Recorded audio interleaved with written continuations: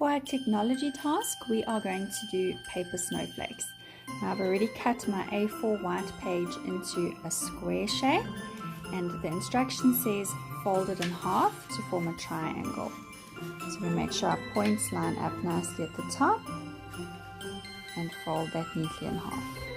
Alright, to have a triangle form. The next shape we need is a smaller triangle, so we take our two corners and again we fold them to make a smaller triangle shape. Now's the more difficult part. We're going to fold our triangle into thirds, 3 pieces. Alright, so to do that, hold your finger at the top, make sure you have the folded edge on this side. Alright, and you're going to bring that piece in, and that angle goes down to the bottom, do you see?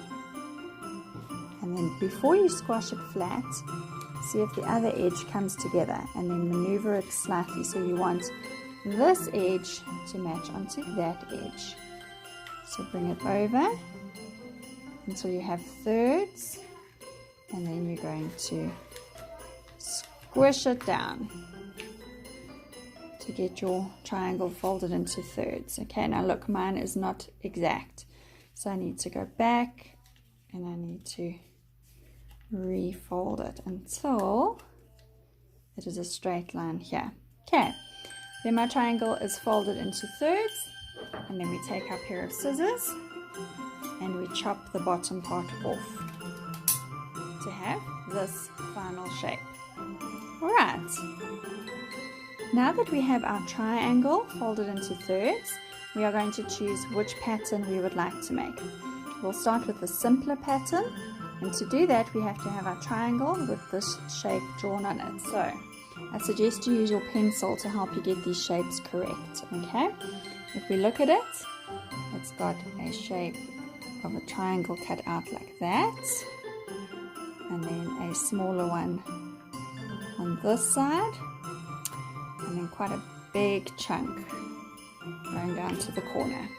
Alright, now we simply cut out on those lines through the entire piece of paper and through all of the folds. Alright, we stand.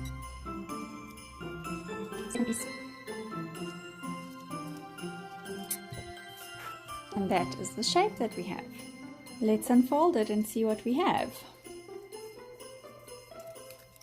Wow, look at that. I think that's a pretty good job.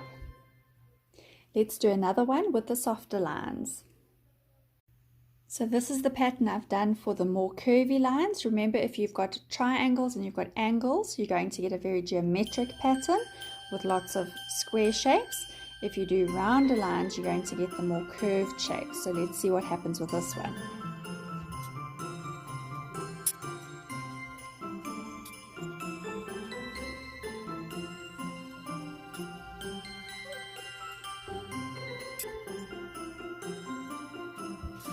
Alright, let's see what this one does.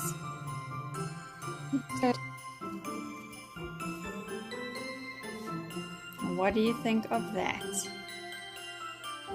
Alright, now you know how to do it. You've seen the example of folding it into thirds and drawing your pattern before you cut. I would love to see what you can do.